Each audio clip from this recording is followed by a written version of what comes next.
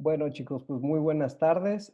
El día de hoy vamos a hablar acerca de la radiografía de tórax y más que nos volvamos unos expertos en enfermedades o en identificación de enfermedades radiológicas, me interesa que aprendan cómo, o que más bien tengan como una estructura de cómo interpretar la radiografía de tórax, ¿no? Que ese va a ser el componente principal. Espero hayan podido leer los capítulos del Felson, sí, sí es el Felson, que les mandé para que tengan como que una noción un poquito más fácil de cómo se va a trabajar en esto.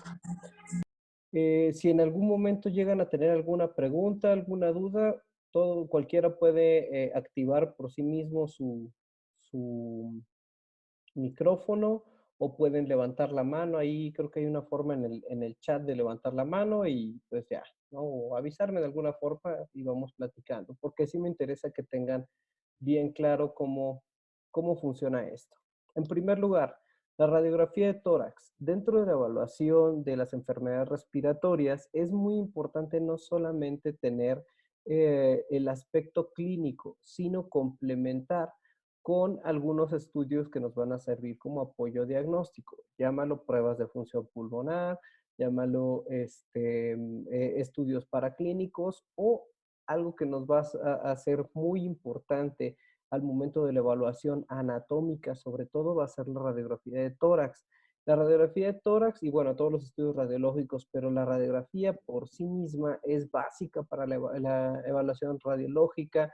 Generalmente es el primer estudio porque la verdad la radiación que emite es bastante baja, entonces no ocasiona mayor problema en nuestros pequeños. No solo, radiografía de tórax no solamente existe una, ¿no? Existen diferentes proyecciones, hay tres principales y en la proyección se le pone el nombre dependiendo de por dónde entra y por dónde sale ese rayo, ¿ok? Entonces, tenemos dos proyecciones principales que es como las más utilizadas, que es la postero-anterior y la antero-posterior. Postero-anterior es la conocida como tele de tórax, ¿no? La forma en la que se debe de tomar una radiografía de tórax siempre debe de ser postero-anterior. Si tengo un niño en terapia intensiva, acostado, que no se puede levantar, bueno, o sea, bueno, ahí puedo utilizar una portátil antero-posterior, ¿no? Entonces, pero tiene sus debilidades que ahorita vamos a platicar un poquitín de ellas. También se encuentran las radiografías laterales derechas o izquierdas y siempre piensen que la salida es lo más, o sea, la salida del rayo es lo más importante y eso lo vamos a poder ver en esta siguiente diapositiva. ¿Por qué? Aquí tenemos las diferentes proyecciones, ¿ok? ¿Alguien me podría decir qué proyección es esta que estoy señalando con la flecha?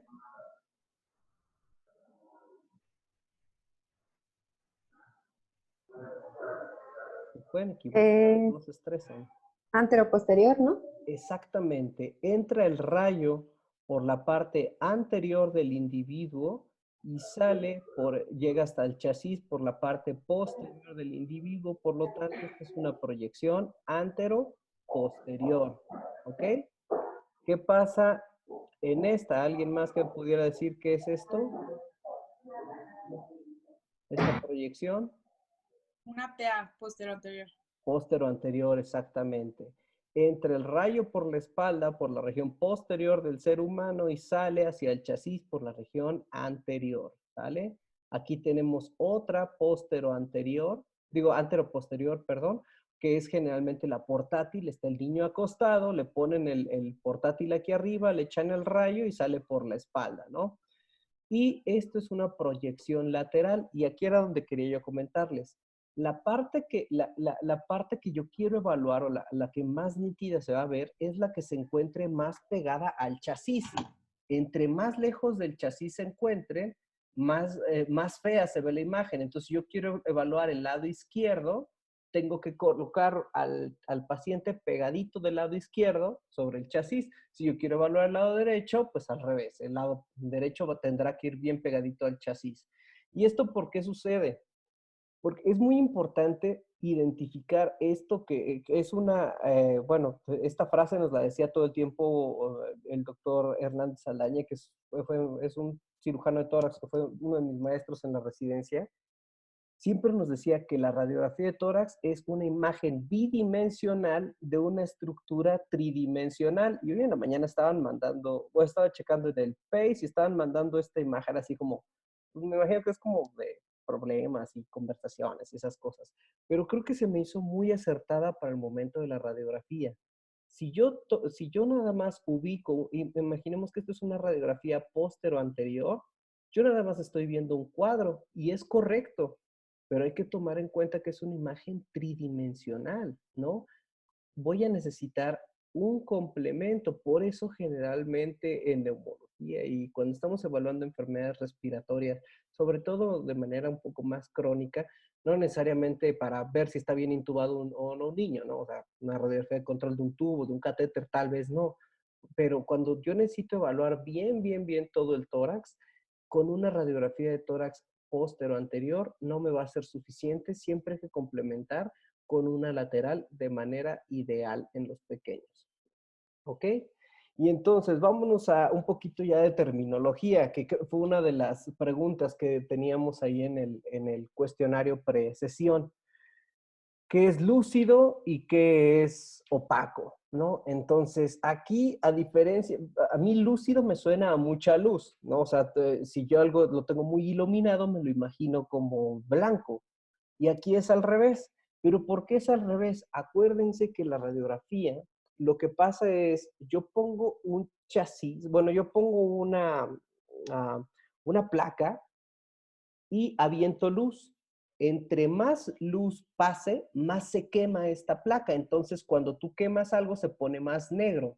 Entre menos luz pase, menos se quema y por lo tanto se queda más blanco, por así decirlo. Y eso lo podemos ver y vamos a ver que dependiendo de la densidad, ¿vale? Si se acuerdan, alguien se acuerda el concepto físico de densidad, que es masa sobre volumen, pero que no tiene absolutamente mayor trascendencia, pero la densidad es, digamos, qué tan pegadas están las partículas de algo, de una materia en función a su volumen. ¿A qué me refiero con eso? Si yo tengo 1 litro de aire, ¿sale?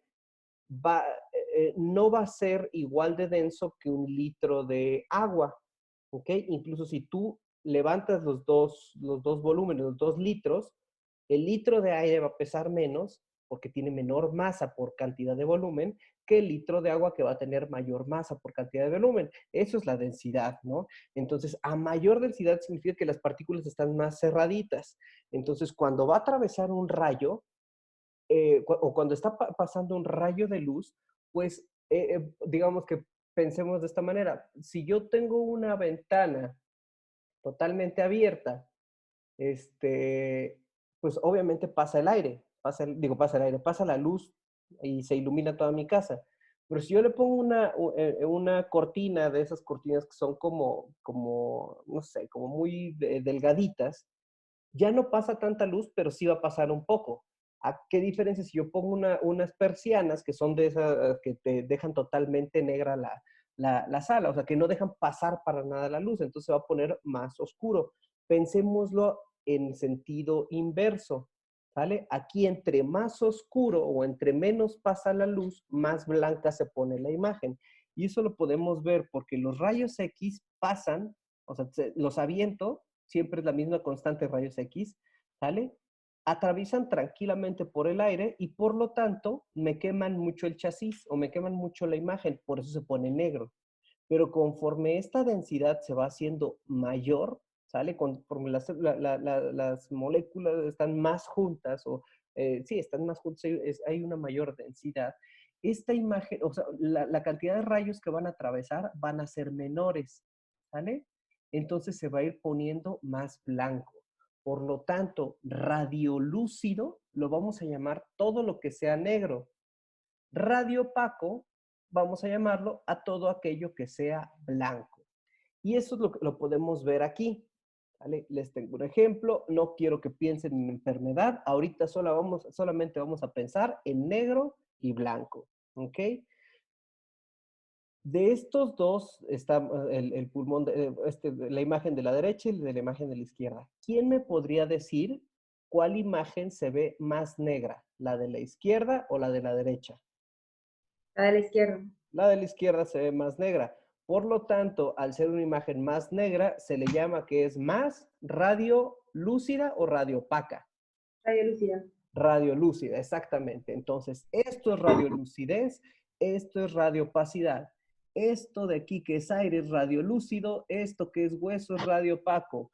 Esto es un artefacto, pero este puntito es una radiopacidad, ¿sale? Aquí se ve radiolúcido porque el pulmón debe tener aire, pero sí tiene ciertas estructuras pequeñas radiopacas porque hay parénquima, ¿no? Entonces, eso es lo que quiero que vayan a identificar. Entonces, hasta ahorita creo que, bueno, no hay ninguna pregunta. Suena como muy tonto y muy básico, pero es importante que lo repasen. ¿Todos vamos claros hasta ahí? Creo que sí. Bueno, ¿qué diferencia hay entre una posterior o una PA o teletórax a una anteroposterior? Porque muy probablemente en algún momento, yo sé que tal vez ha sucedido y no es por crítica, pero dentro del hospital generalmente utilizamos en pediatría la AP, la radiografía AP para todo. Y con eso queremos evaluar muchas cosas, el tamaño del corazón, el parénquima pulmonar, etcétera. ¿Y por qué esto no es adecuado? Uno, porque en la PA vas a tener una imagen más clara, va a haber menos magnificación. Ahorita les voy a demostrar por qué. Sobre todo en el mediastino. Entonces, evaluar el índice cardiotorácico en una AP es un error garrafal, porque el mediastino siempre va a estar más grande en una AP. Entonces, muy probablemente en un niño que tal vez no tenía cardiomegalia, la tenía. Obviamente, si tiene un corazón que le llega de costilla a costilla, pues sí, no juegues, o sea, ni siquiera lo necesitas medir. Pero cuando necesitas hacer la medición, forzosamente tiene que ser en una proyección póstero-anterior. Segundo lugar, la imagen es más nítida. El paciente cuando está la PA se tiene que hacer forzosamente el paciente ya sea en bipedestación o cargando al niño, ¿no? Entonces, al momento de la inspiración va a ser más profunda, por lo tanto, tú vas a ver el pulmón de una mejor manera. Si hay líquido o aire, el líquido siempre tiende a irse hacia abajo por la gravedad y el aire tiende a irse hacia arriba, por lo tanto es mucho más fácil evaluar un derrame pleural, el tamaño de un derrame o de la cantidad de líquido, o el tamaño si hay neumotórax o no lo hay. ¿Y por qué les pongo esta imagen? ¿Alguien me podría decir de este ser humano cuál es la parte anatómica que se ve más nítida? La mano. ¿Por qué se ve más nítida la mano? Está más cerca. ¿Qué Porque qué? está más cerca de la pantalla. Está más cerca. Exactamente, está más cerca de la pantalla. El haz de luz viene de atrás de él. Entonces, la cabeza está más alejada de la mano, nada más con ver esto, ¿no? Entonces, el tamaño de la cabeza eh, es fácilmente delimitable. Pues no. Si ustedes se dan cuenta, No. la sombra de la cabeza se ve como si estuviera así un cabezón. No, no, no, no, no, no. Y eso es lo que pasa cuando tú tienes una radiografía póstero-anterior. Cuando tú estás en una póstero-anterior, el corazón y todo el pecho, pues, lo tienes como si fuera la mano, bien pegadito al chasis. ¿Qué pasa en una anteroposterior? Tú tienes la columna pegadita al chasis, tienes toda la estructura ósea de la espalda pegadita al chasis y el mediastino se va para adelante, los pulmones se van para adelante, entonces la imagen se vuelve menos nítida y por lo tanto no es la forma ideal. Repito, estoy hablando de ideal. Si te estás en una terapia intensiva, no vas a parar a un niño intubado. Estamos todos de acuerdo con eso, ¿no? Pero si estoy en consulta externa y yo quiero hacer una correcta evaluación, la radiografía debe de tomarse siempre de la mejor manera posible. ¿Ok? Ahora, anatomía. Horrible, odio la anatomía, creo que desde que iba en primero de la carrera, pero desafortunadamente es básico saber todo esto. Pero fíjense que en la radiografía de tórax la anatomía se vuelve muy interesante, porque literal parece un dibujito. Primero, vámonos evaluando y en las dos imágenes van a ver el código, ¿no? Vamos empezando por la A. El ángulo costofrénico. En radiografía posterior anterior se puede evaluar aquí el ángulo costofrénico, aquí lo puedes ver, pero en la lateral lo vas a ver por acá, ¿sale? Eso es interesante porque generalmente hay veces que tú no ves líquido aquí, pero sí ves líquido acá, sobre todo cuando estamos evaluando un derrame, ¿sale? Él ve el hemidiafragma, no importa si es o sea, derecho o izquierdo, pero aquí vamos a enfocarnos en el izquierdo, ¿sale? Tenemos el hemidiafragma izquierdo, que hay una característica muy importante. El hemidiafragma izquierdo, por consecuencia de que este lado está el hígado, el mediastino está más recargado hacia la izquierda, siempre va a estar un poco más abajo que el hemidiafragma derecho.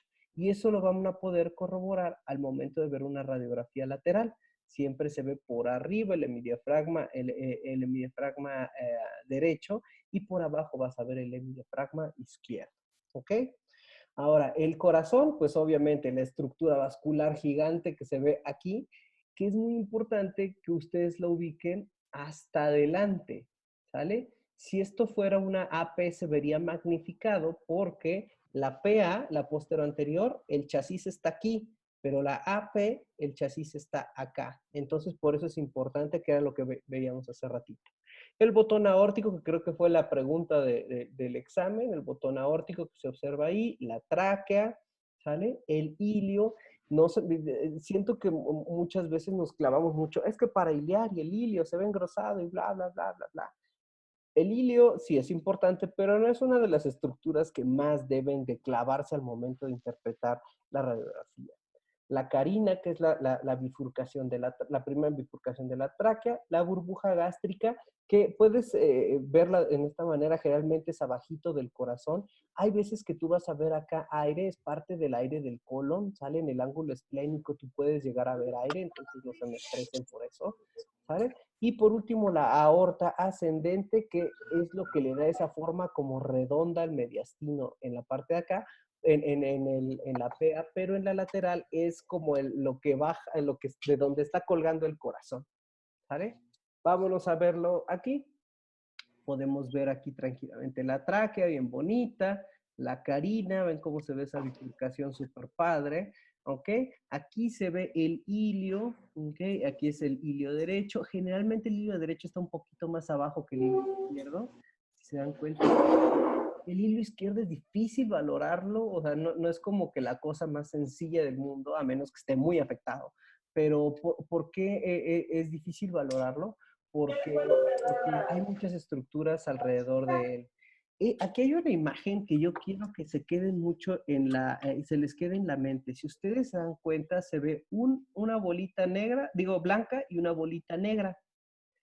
Recuerden que anatómicamente siempre una estructura aérea va acompañada de una estructura vascular, ¿sale? Y esto que ven aquí como unos ojitos es un bronquio y su estructura vascular, como si los hubieran rebanado, como si estuvieran haciendo aritos de cebolla, así están rebanados. Esta proporción siempre se debe de guardar.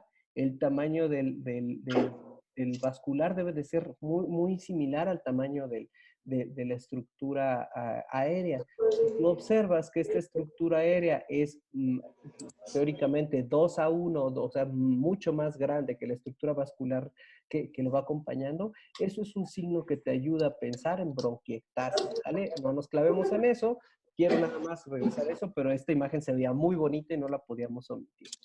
Entonces, podemos ver aquí el botón aórtico, se ve también súper padre. Podemos ver en esta parte la aorta descendente. Acuérdense que hay una parte que sube y una parte que baja, ¿vale? Esto es importante. Hay una forma de diferenciar, que ayuda a saber si la proyección es PA o AP.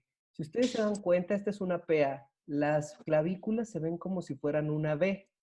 Cuando las clavículas quedan totalmente horizontales como una T, eso generalmente me habla de que esa es una proyección AP, ¿sale?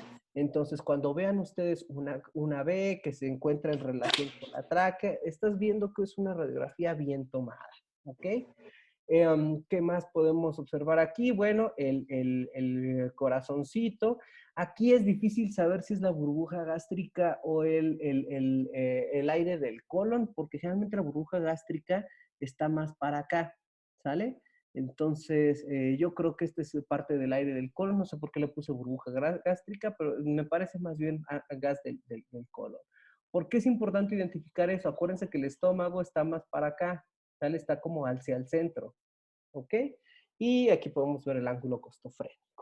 Y se acuerdan hace ratito que les decía que estaba el corazón adelante y parecía como si estuviera colgando de algo. Pues eso precisamente es la aorta ascendente. Vean la forma, qué bonita se ve. Aquí podemos ver este callado o esa, si ustedes ubican lo que es un callado, era lo que usaban los pastores cuando andaban ahí en Belén arreando a las borregas, esa cosa, ¿no? Que es un palo con una,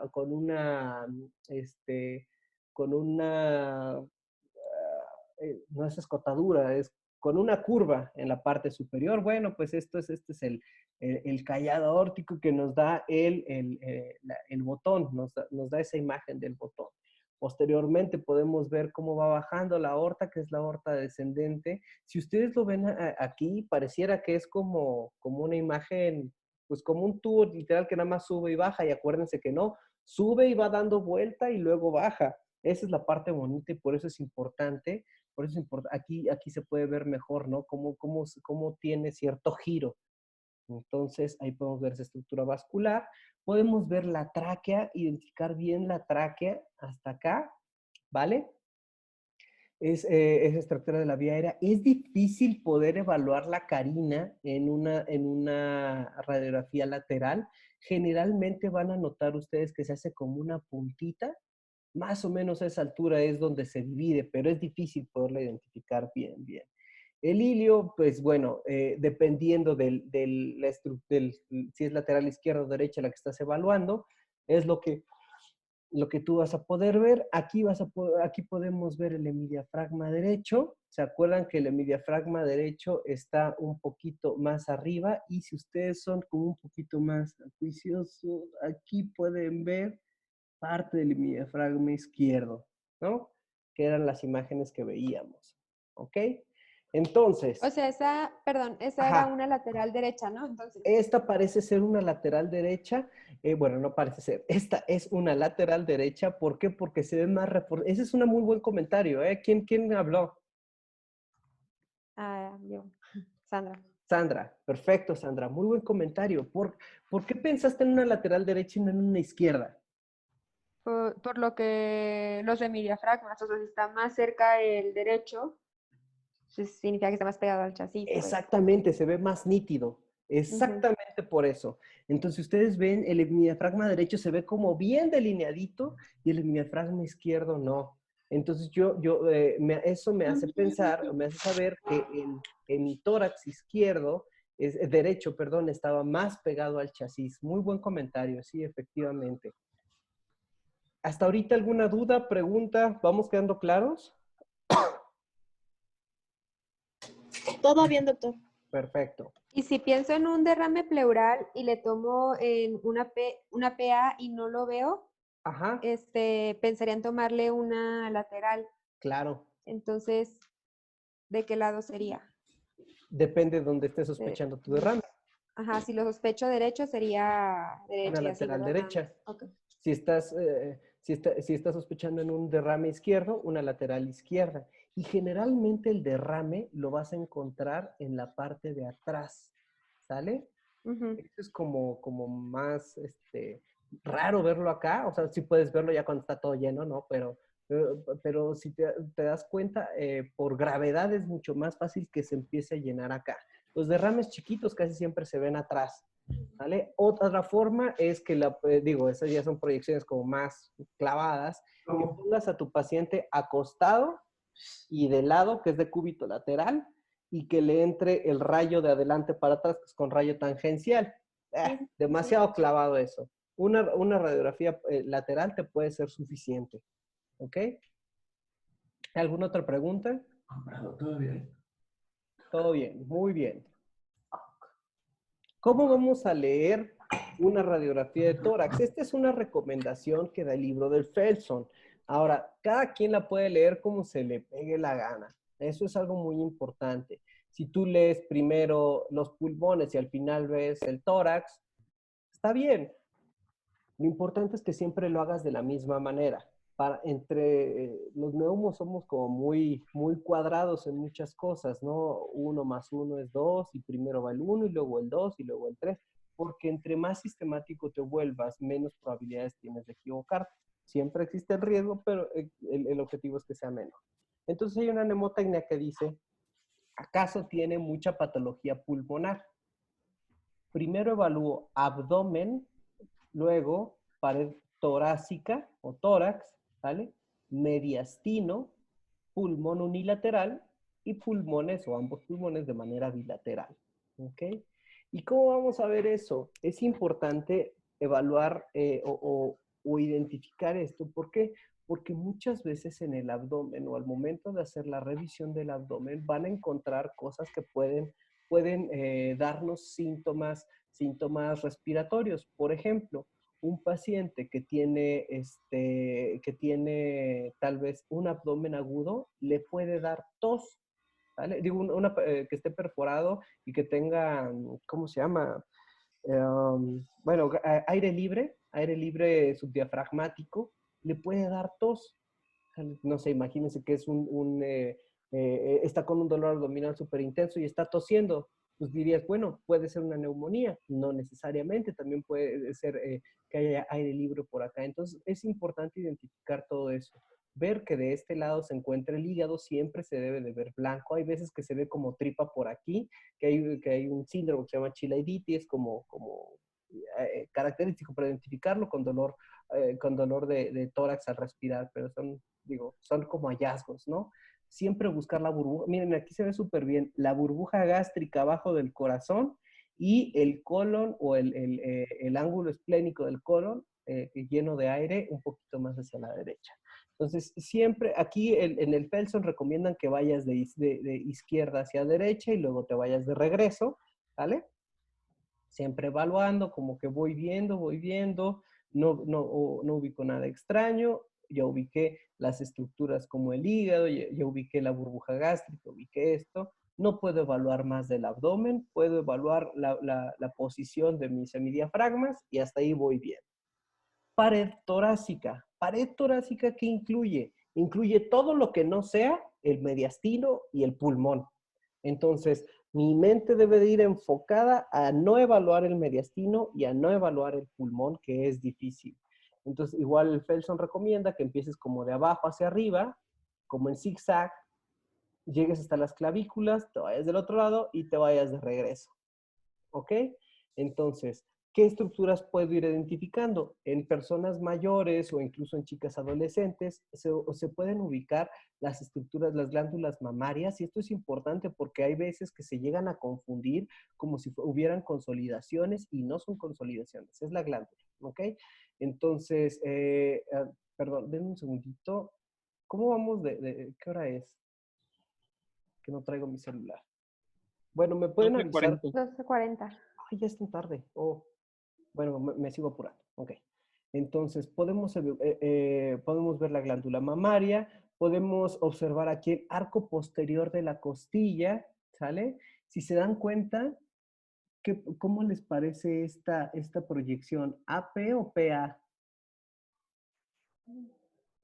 AP. Esta AP. parece una AP, ¿sale? No, digo, no es como la mejor calidad de la radiografía, pero pareciera ser una AP, aunque otra de las características es que la AP siempre se mete en las escápulas, ¿no? Y en esta no se están metiendo las escápulas, pudiera ser que sea una PA, pero pues bueno, habría que ver bien Tampoco se eso. ven muy bien la parte posterior de las costillas, ¿no? Eso también haría pensar que es una AP. Exactamente, o sea, se ven muy bien delimitados los arcos posteriores, como si estuvieran bien pegaditos al chasis, ¿ok?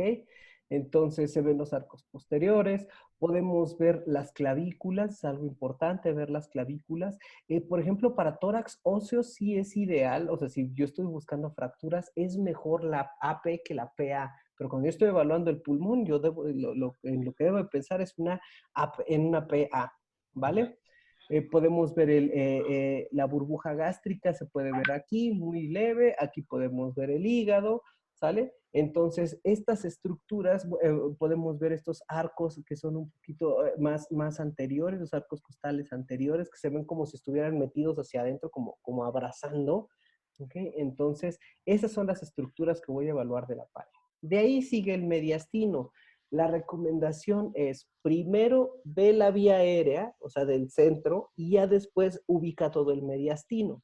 Entonces, de la vía aérea vemos la tráquea, vemos hasta dónde se divide la carina, y después nos vamos evaluando el tamaño de alrededor de la tráquea, vamos viendo las estructuras vasculares, vamos viendo los ilios, vamos viendo el tamaño del corazón y la relación que tiene con el diafragma. Entonces podemos ver aquí la tráquea, cómo se divide aquí la carina. Aquí podemos ver parte de la aorta ascendente, que se acuerdan que era lo que les decía, que les da como el ancho al lado derecho del mediastino, el botón aórtico, su aorta descendente. Podemos ver el corazón. Aquí se ve el ilio derecho, aquí se ve el ilio izquierdo. Podemos ver, esta sí es una PA, se ve perfectamente que es una PA. Vean la forma de las clavículas, vean cómo los espacios, los arcos costales anteriores son los que se ven más nítidos que los posteriores.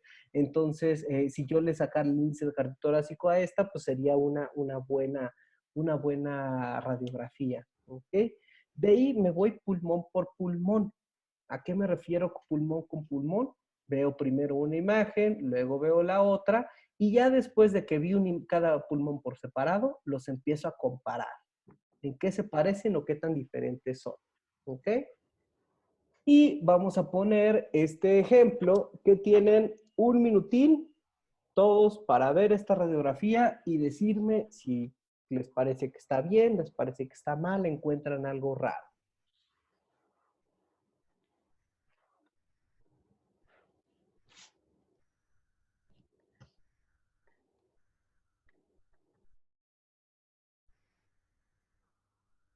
Sí, sí, de acuerdo.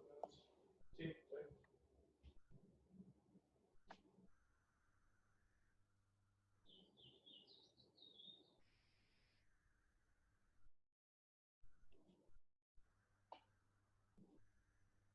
Bueno, primero que no se ve completo los campos pulmonares, ¿no? Que está cortada Perfecto.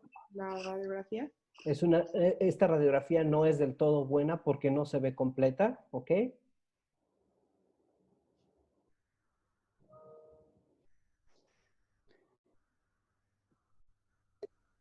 Mm, Es una proyección postero-anterior. ¿Ok? Es una PA. Está sobreexpuesta, no se ven bien las vértebras, ¿no? Ok, no es la mejor técnica, pero se puede evaluar. Digamos que no está tan buena, pero se puede evaluar.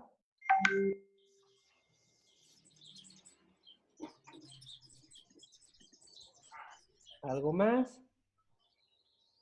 ¿Algo que les llame la atención? En la primera costilla del lado derecho se ve como una, Aquí. eso, Ajá. eso me llama a mí la atención. Ok, llama la atención. Es la forma de la costilla, de parte de su inserción y cómo se va torciendo. Entonces es una estructura normal. Si ves en la comparativa, también se ve en la otra costilla. Entonces las posibilidades de que sea algo anormal es baja. Pero buena observación. Okay.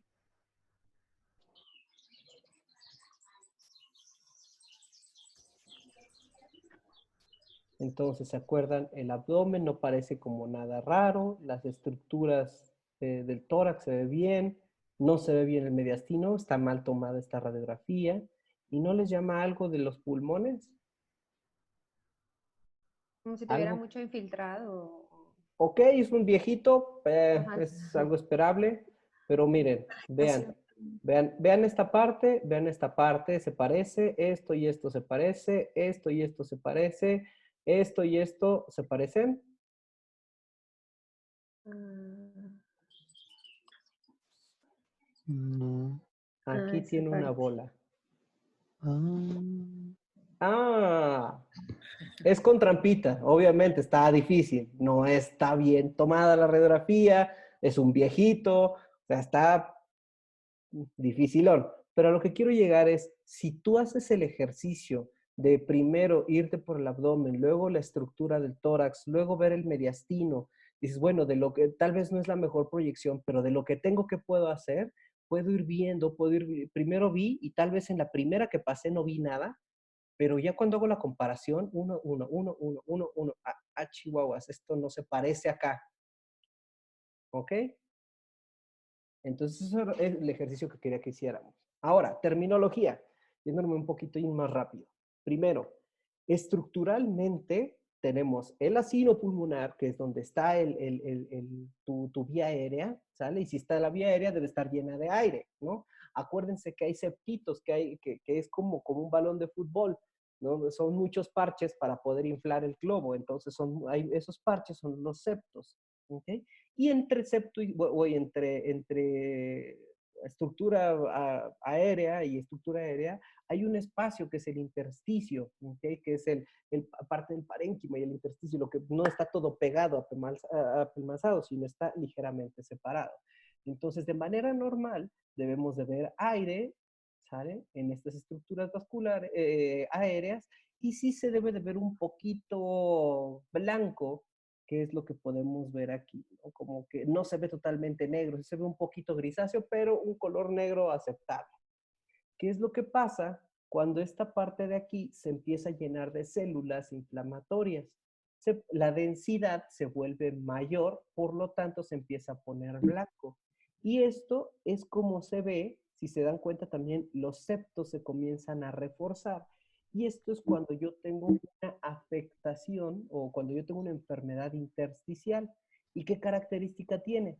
Que a pesar de que veo blanco, voy a ver estructuras alveolares o estructuras de vía aérea completas. ¿Qué es lo que pasa cuando estas estructuras de vía aérea se llenan de líquido? Se ve totalmente blanco porque no me va a permitir ver el intersticio, ¿sale?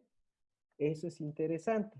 Recuerden, aire negro, pero cuando este aire, donde debe haber aire, se llena de agua, bueno. El jugo con una receta. ¿Qué? ¿Cuál receta?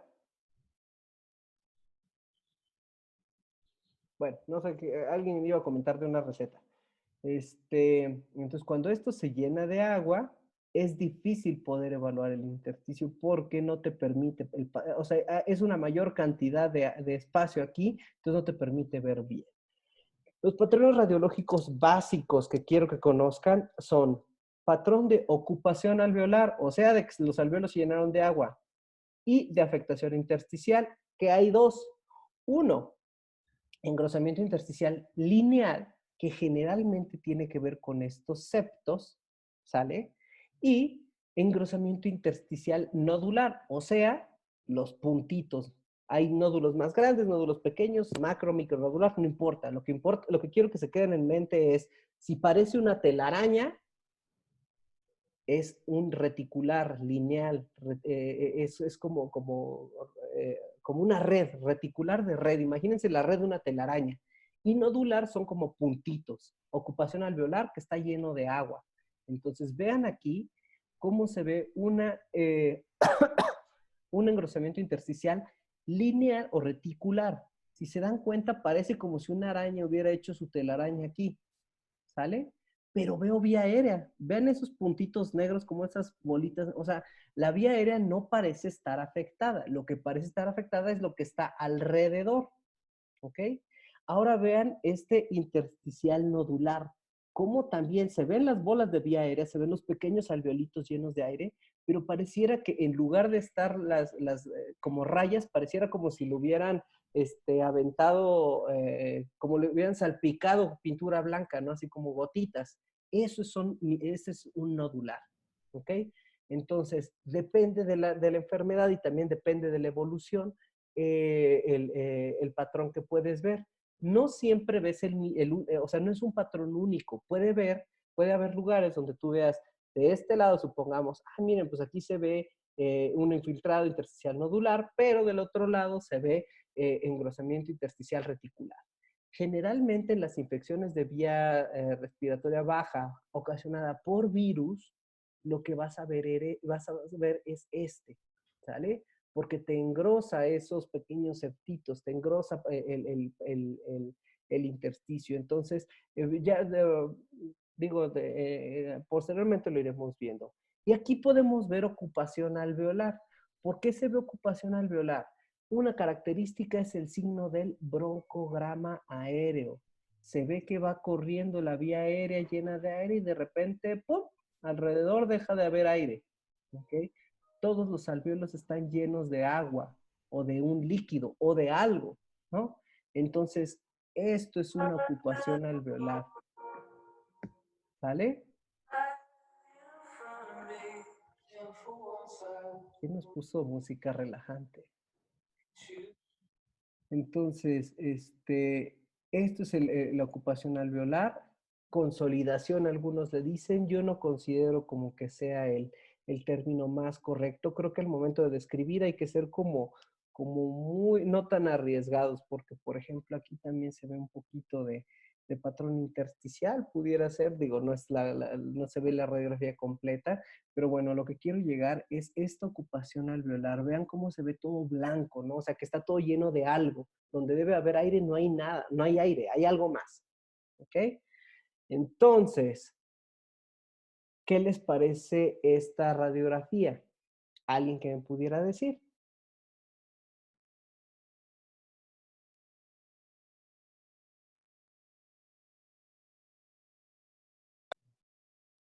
Pues ¿Hay algún patrón que te llame la atención que digas, a mí, de los 3 patrones que dijiste, se me hace que es este? ¿A cuál le apostarías? Ocupación, ¿no? ajá, ocupación Exactamente. alveolar. Ocupación alveolar. Aquí vean, hay broncograma aéreo, donde debería haber aire, no hay aire. ¿Sale? Sí, sí alcanzan a ver eso. O sea, sí hay de repente pequeños alvéolos abiertitos, pero en general ves todo lleno de líquido. No se ve como este, ¿sí? No se ve como este. ¿Ya vieron? Eso Sí. es lo que me interesa que ustedes puedan identificar. Obviamente recuerden que esta presentación se queda ahí guardada en en el, en el Drive. ¿Y esto qué les parece?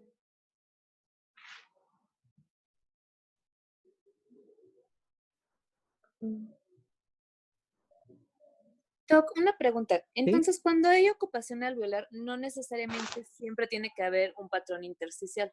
No, no O sea, necesariamente. ok. ¿Y cómo podríamos discernir o cómo se puede discernir si están los dos? O si es tanta la radiopacidad que no lo logras ver. Estrictamente, o sea, es una muy buena pregunta y toma en cuenta que la radiografía de tórax es tu abordaje inicial. Si tú tienes duda o si tú estás sospechando que la clínica de tu paciente te enfoca hacia una enfermedad potencialmente intersticial, pero es totalmente blanco y no ves nada, le pides una tomografía de tórax. Okay. Son imágenes más detalladas. Pero es totalmente correcta tu forma de pensar. Hay veces que es difícil identificar o hay veces que alguien te va a decir, híjole, es que a mí me parece un patrón intersticial, híjole, es que a mí me parece un ocupación alveolar. Entonces, recuerden que esto no es esto es un estudio complementario, ¿ok? Eso es algo muy importante. Tu clínica te debe de ir mandando. Si tienes clínica de una neumonía, o sea, si tiene patas de pato, cola de pato y en la radiografía ladró, pues las posibilidades de que sea un perro son bajas, ¿no? Me parece que es un pato, hay que ver tal vez hubo algún error en la radiografía. Entonces, si es un niño que tiene fiebre, le escuchas estertores crepitantes, incluso tiene matidez al momento de que lo percutes, está polipneico y tiene antecedente que tuvo una rinofaringitis unos días antes, dices, las posibilidades que sea una enfermedad pulmonar intersticial del lactante es baja, ¿no? O sea, me voy más a pensar en una neumonía. Entonces, esto es un estudio complementario, pero efectivamente, cuando tú tienes duda o no estás viendo bien, tu siguiente paso es pedir una tomografía de tórax. Ok. ¿Vale? ¿Aquí qué les Gracias. parece? Mm, Ese Ese se ve parece como un no, infiltrado nodular. Me parece un nodular, ¿ok? Tiene áreas que parecen nodular, ¿qué más? se ve bastante broncograma aéreo también. También se alcanza a ver un poco de broncograma, o sea, también hay un poco de ocupación alveolar. Aquí se ve un poquito más ese patrón reticular, vean cómo se ve como las rayas, como si fuera una red, pero para aquí, para acá sí parece un poquitín más nodular. O sea, aquí podemos ver como muchos patrones juntos, ¿ok? Y ese es a lo que quería llegar. Nunca se claven con una sola cosa. Recuerden que esto es complementario, pero sí te hace pensar. Yo me pongo a pensar que tal vez, supongamos, este niño, porque este es un niño, es una enfermedad pulmonar intersticial del lactante que viene llegando porque se infectó por una neumonía y nunca se había identificado lo intersticial, supongamos, ¿no? O sea, como que tú ya tienes que ir correlacionando con tu clínica, ¿ok? ¿Y qué les parece? Pues ocupación alveolar. Totalmente. Ujú. Ocupación alveolar, ¿no? ¿Y qué es lo que hace el pulmón contralateral cuando un pulmón no sirve? Pues se infla Pues, más. ujú, Incluso se ve aquí un poquito de derrame, ¿ya vieron? ujú. Ese pequeño derrame pleural. Pero esto es Tiene horizontalización también. exactamente. Entonces, esto es una neumonía de libro, ¿ok? Perfecto. ¿Alguna pregunta, duda? ¿Todo claro? Sí, todo claro. ¿Ok? Perfecto. Bueno, pues vamos a... ¿Qué hora es? La una. La una. Bueno, voy a tomar un par de minutitos nada más para las medidas de enfermedad, que son dos cosas que quiero dejar en claro nada más. Son 3 diapositivas, no me voy a ir más lejos. Para quien se quiera quedar, quien se quiera desconectar, ya saben, esto es opcional. Hay dos medidas que generalmente utilizamos mucho. Una se llama incidencia y la otra se llama prevalencia. Y no son lo mismo. Son primas, se llevan, pero no son lo mismo. ¿Ok? Incidencia, ¿qué es? Es el número de casos nuevos de una enfermedad dividido entre el número de personas en riesgo de padecerla durante un periodo de tiempo. ¿A qué me refiero? En el transcurso de un periodo de tiempo, ¿qué probabilidad hay respecto a las personas, de todas las personas que están en riesgo de tener la enfermedad? ¿Qué probabilidad hay de padecerla? En el 83 fue de tanto por ciento, en el 85 fue incrementando la probabilidad. Esto es una probabilidad, si se van dando cuenta. Tasa es más bien se refieren cuando lo haces como por número de habitantes, ¿no? Cuando lo haces por cada 100, por cada 1000, por cada 100,000. Pero lo importante no es tanto eso, sino identificar que la incidencia depende no solamente del número de casos nuevos, sino del número de casos respecto a las personas que se encuentren o expuestas. ¿A qué me refiero? Si estamos todos nosotros, que ahorita los que estamos conectados somos 20, ¿no? Si de los 20 en el transcurso de un año a 10 nos dio diarrea, pues bueno, la incidencia de diarrea en nosotros los 20 que estamos aquí es del 50%, ¿no? Entonces, es en el año presente. Eso es importante. ¿Por qué? Porque a diferencia de la prevalencia, es el número de personas afectadas divididos entre la gente total en un instante de tiempo. ¿Ok? ¿A qué me refiero con esto? ¿Qué pasa, por ejemplo, esto lo podemos ver ahorita en COVID, ¿sale? El día que empezó la epidemia, el primer caso, pues teníamos 1, ¿ok? Pero al día siguiente ya teníamos, no sé, 50. Y al día siguiente ya teníamos 5,000. Y tal vez ahorita ya son 10,000, supongamos. Entonces, en este momento, la prevalencia, en este punto de corte, la prevalencia en este tiempo, en este instante, la prevalencia es de 50,000, pon tú, ¿no? Entonces, esa es la diferencia. Esto no es una medida de riesgo. La incidencia me da a entender qué tantas posibilidades tengo yo de enfermarme respecto a la población expuesta. O sea, la incidencia de muerte en personas con diabetes, ¿no? Entonces, supongamos que la incidencia es del 50%, o sea, de los diabéticos, de las personas expuestas, de las personas que están en riesgo de morir, por así decirlo, con diabetes, en el transcurso de un año se murió la mitad, entonces la incidencia es de 50, ¿ok? No es lo mismo que la prevalencia de muerte, ¿ok? Porque tal vez solamente se murieron primero 3 y luego se murieron otros 4. Entonces, depende del momento en el que tú lo agarres, va a ser la prevalencia. ¿Y eso cómo lo vamos a poder ver? La incidencia son esos casos nuevos que van cayendo. Esta imagen a mí me encanta, se me hace como muy, muy, muy, muy didáctica.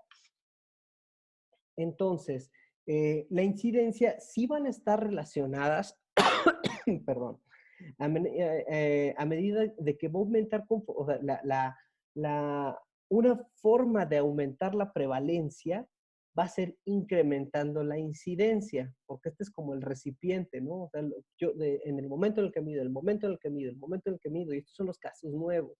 Pero también esta se va a ir influyendo dependiendo de las muertes o las personas que se vayan curando. Cuando se te quita o te mueres o en vez de la enfermedad, pues ya no existes, entonces sales del diagnóstico, entonces sales de la prevalencia. ¿Ok? Como conclusión y a lo que quiero llegar, que desafortunadamente va a ser como muy corto esto. Son dos medidas que utilizamos mucho, pero hay que saberlas utilizar. Una de ellas me sirve para describir mi situación actual o mi momento actual, que esto tiene que ver con el tipo de estadística.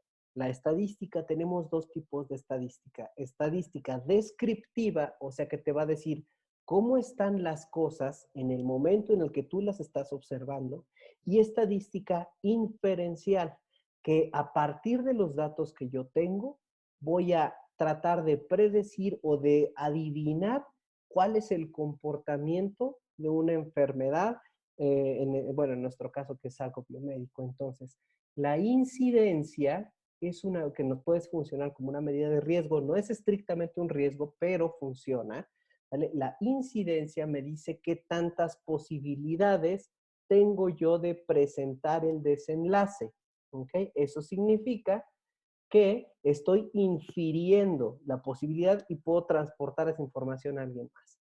La prevalencia, lo único que me dice, me está describiendo, me está diciendo, esto es así, en este momento estamos así, en este momento la prevalencia es de tanto, en este año la prevalencia es de tanto, ¿vale? Y esta se va a ver influenciada, si hay mayor incidencia, se va a modificar la prevalencia, pero también se va a ver influenciada por el número de muertes y curaciones. ¿Ok? Y eso sería todo. Eran los dos únicos puntos que quería tocar.